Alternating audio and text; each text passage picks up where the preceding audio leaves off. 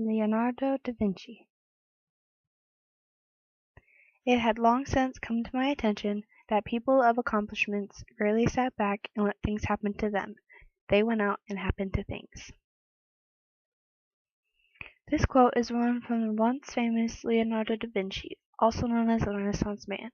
Da Vinci was born April 15, 1452, in a Tuscan hill town of Vinci, and died May 2, 1519, at 67 years of age. His father was Messer Piero Fruosino di Antonio da Vinci, a Florentine notary, and his mother was Caterina, a peasant who may have been a slave from the Middle East. Leonardo has no surname. Da Vinci simply means of Vinci.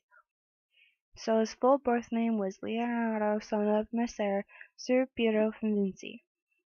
There isn't much on Da Vinci's early years.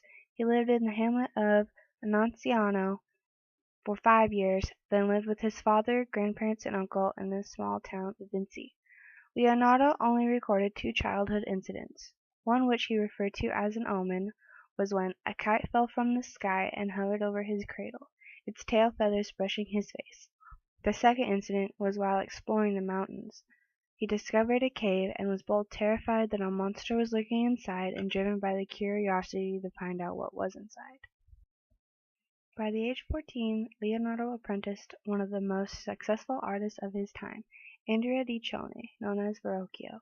Leonardo would have been exposed to a vast range of skills and had opportunities to learn drafting, chemistry, metallurgy, metalworking, plaster casting, and leatherworking, mechanics and carpentry, as well as drawing, painting, sculpting, and modeling.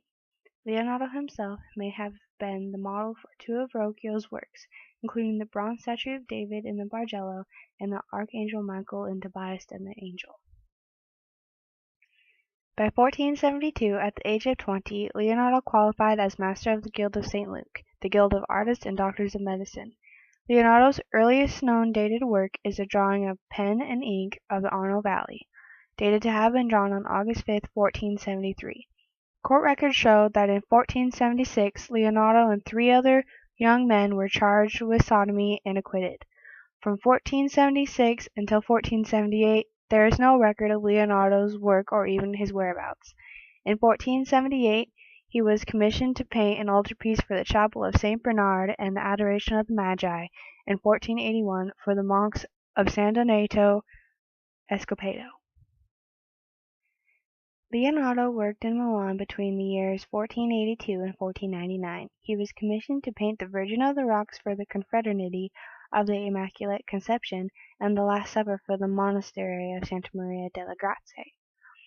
While living in Milan, he listed a woman named Caterina among his dependents in his taxation documents. When she died in 1495, her list of funeral expenses suggested that she was his mother. On his return to Florence in 1500, he and his household were guests of the Servite monks in the monastery of Santissima Annunziata, and was provided with a workshop where, according to Vasari, Leonardo created the cartoon of the Virgin and the Child with St. Anne and St. John the Baptist, a work piece that won such admiration that men and women, young and old, flocked to see it as if they were attending a great festival. He returned to Florence, where he joined the Guild of St. Luke on October 18, 1503. He spent 2 years designing and painting a great mural of the Battle of Angari of the Signora, with Michelangelo designing the companion piece, the Battle of Cascina. In 1506 he returned to Milan. Many of Leonardo's most prominent pupils or followers on paintings either knew or worked with him in Milan. However, he didn't stay in Milan for very long because his father died in 1504, and in 1507 he went back to Florence trying to sort out problems with his brother over their father's estate, and by 1508 he was back in Milan, living in his own house in Porta Orientale in the parish of Santa Babila. Leonardo died in Clos-Luz, France, on May 2, 1519. Vasari records show that the king held Leonardo's head in his arms as he died. He was buried in the chapel of St. Hubert in the castle of Amboise. Leonardo da Vinci's 5 most famous paintings are the Mona Lisa, the Last Supper, the Vitruvian Man, the Lady with the Ermine, and a self-portrait in red chalk. There are various rumors that Leonardo da Vinci hid secret messages in his paintings. People have analyzed his most famous painting, the Mona Lisa, and have found all kinds of hidden meanings and techniques in it. It is certain that Leonardo used his best techniques and tricks to create the painting. Many people find that the portrait's smile is a little haunting. They say that it seems to change, although the paint obviously does not.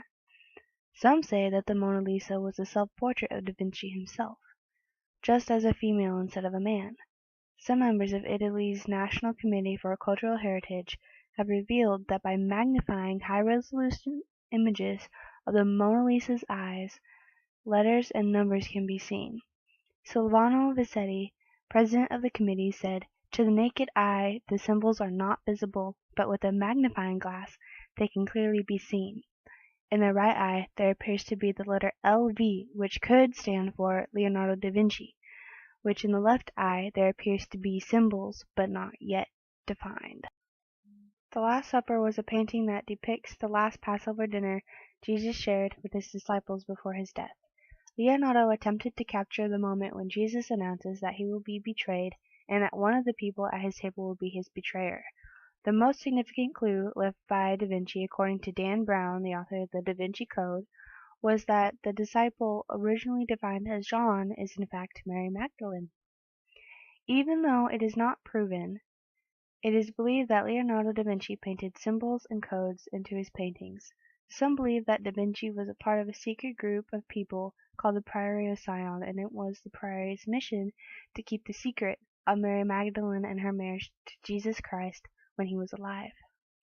Even though it has been reported that there are symbols in the eyes of the Mona Lisa, it could just be the committee wanting something so bad that their mind makes it up and puts it there. There are so many different conspiracy theories about these two paintings in particular, and maybe that was the point of Leonardo's idea. He was an extraordinary man, but who knows? Although Leonardo da Vinci has been dead for 548 years now, he is still known by many. He is known for mostly his art, among other things. He is known now more than ever for being the man that put secret messages into his paintings. The novel The Da Vinci Code has taken away from the beauty in his paintings and raised theories about who he was and what he did. Who knows? Maybe it is all true. Maybe he was more than just an artist, but we will never have the pleasure to know what the meaning behind the Mona Lisa, or if it was Mary and not John in the Last Supper. Maybe it's a good thing not knowing. Not knowing keeps people's hopes up and more interested. The more mystery there is in history, the more fascinating it gets. The thing that bothers me the most is that the more years that go by, the less people look at his paintings and think, wow, that's a beautiful piece. Instead, they think, I wonder what secret he put in this one. Art is meant to be looked at as someone's beautiful imagination, put into visual context for everyone else to see.